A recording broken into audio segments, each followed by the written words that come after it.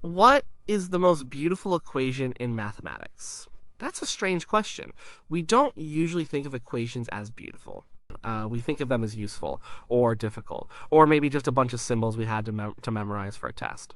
But beautiful, it sounds like asking what the most beautiful wrench in the toolbox is. And yet, if you ask mathematicians or physicists this question, you'll find a surprising amount of agreement. There isn't a formal vote, there's no official winner, but there is an equation that gets mentioned more than any other. It's a quiet, unassuming little thing.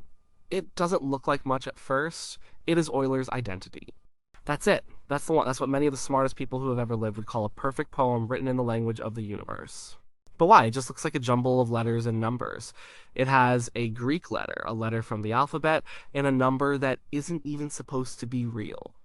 To understand why this equation is so special, we have to unpack it. We have to look at each piece, one by one. It's like taking apart a Swiss watch. The beauty isn't just in the finished object. It's in how all the tiny, intricate parts, each with its own story, come together to do something impossible. Let's meet the cast of characters in this little drama. There are 5 numbers. These are not just any numbers. They are the most fundamental constants in all of mathematics. First, there's the number 0. 0 is a profound concept. For most of human history, it didn't exist. People had numbers for things. 1 sheep, 2 rocks, 3 people. But how do you have a number for nothing? It seems unnecessary. If you have no sheep, you just say you have no sheep. You don't need a symbol for it. The idea of 0 as a number, a thing you can add and subtract and use as a placeholder, was a revolutionary invention. It came from India, traveled through the Arab world, and eventually made it to Europe, where it was met with suspicion.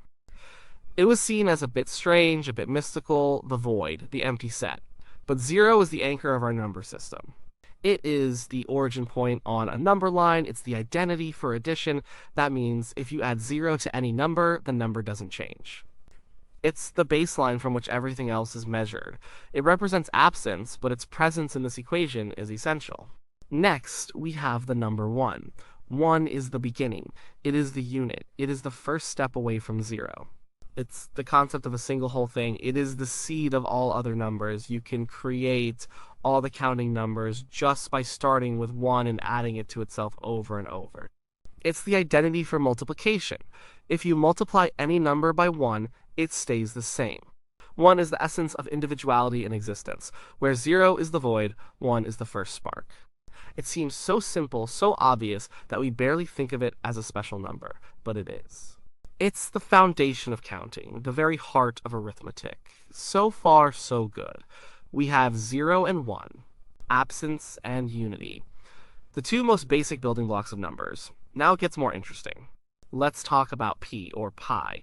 Most of us remember pi from school. It has something to do with circles. Specifically, it's the ratio of a circle's circumference to its diameter. Take any circle, no matter how big or small. A dinner plate, a bicycle wheel, the orbit of a planet. Measure the distance around it. Then measure the distance straight across it. Divide the first number by the second. The answer will always be pi. Always. This is already a bit weird. Why is this ratio the same for all circles? It feels like a deep truth about the nature of space itself, but pi is stranger than that. It's an irrational number. That means you can't write it down as a simple fraction. It's not 22/7, though that's a decent approximation. The decimal representation of pi goes on forever and ever, without ever repeating a pattern. It is the soul of geometry. It appears everywhere. There are circles, spheres, waves, or anything that turns. It's in the equations that describe light waves, sound waves, and the rhythm of our own breathing. It connects the straight line world of diameters to the curved world of circumferences. So we have 0, 1, and pi. Arithmetic and geometry are now on the stage. The next character is the number e. This one is less famous than pi, but it's just as important. The number e is all about growth. It's the base of the natural logarithm. That sounds complicated, but the idea behind it is pretty natural. Imagine you have $1 in a bank that offers a fantastic 100% interest rate per year. At the end of the year, you'd have $2. Simple. But what if the bank compounded the interest twice a year? They'd give you 50% after 6 months, and then 50% on your new total for the next 6 months. You'd end up with a little more money. What if they compounded it every month, every day, every second? What if the interest was compounded continuously at every single instant? How much money would you have at the end of the year? The answer is not infinity. The answer is $E. E is approximately 2.71828. And just like pi, its decimals go on forever without a pattern. It is the number of continuous growth. It shows up in everything from the population growth of bacteria to the decay of radioactive atoms. It describes how things in nature change over time. It's the number of calculus, the math of motion and change. It represents the natural pace of the universe. So now we have the core numbers of arithmetic 0 and 1, the core number of geometry p, and the core number of calculus e.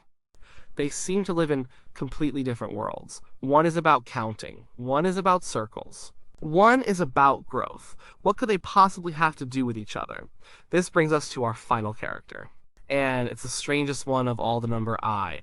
The number I is called the imaginary unit. This is a terrible name. It makes it sound fake, like a made-up number that isn't real. But I is very real. It was born out of a simple problem. What is the square root of -1? If you square a positive number, you get a positive number. 2 times 2 is 4. If you square a negative number, you also get a positive number. -2 times -2 is also 4. So how can you ever get a negative number by squaring something? You can't. Not with the numbers we use on a number line anyway. For a long time, mathematicians just said it was impossible, but then they started to wonder. What if we just invent a number to solve this problem? Let's call it I. We'll define it so that I squared equals -1. This seemed like a silly game, a mathematical fantasy, but something amazing happened. When mathematicians started playing with this new number, they found it wasn't a game at all. It was the missing piece of a much larger puzzle. It opened up a whole new dimension of mathematics. Before I, all numbers lived on a single line, the number line. You had 0 in the middle, positive numbers to the right, negative numbers to the left. But I didn't fit on that line, so they gave it its own axis, a vertical axis. Suddenly, numbers weren't on a line anymore. They were on a plane, a flat, two-dimensional surface. This is the complex plane. Any number can be described by how far it is along the real axis and how far it is along the imaginary axis. The number I represents a rotation. Multiplying by I is like taking a number on this plane and rotating it by 90 degrees. It's a fundamental link between algebra and geometry. It allows us to describe rotations and oscillations in a beautifully simple way. It's essential in electrical engineering, signal processing, and quantum mechanics. It's not imaginary, it's just a different kind of number. So that's our cast. 0, the void. 1, the unit. Pi, the circle. E, the growth. And I, the rotation. 5 numbers from 5 completely different areas of thought. They have no business being in the same room, let alone the same equation. And now, let's look at the equation again. Raise it to the power of a rotation I times the number of the circle. P. Take that result, add the unit 1, and you will arrive at the void 0. This is insane. How can you raise a number to a rotational power? What does that even mean? This is where the magic and the man Leonhard Euler comes in.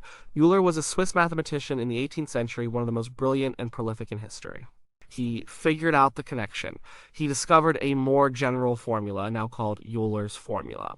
That formula states that e to the power of I times some angle times is equal to the cosine of times plus I times the sine of x.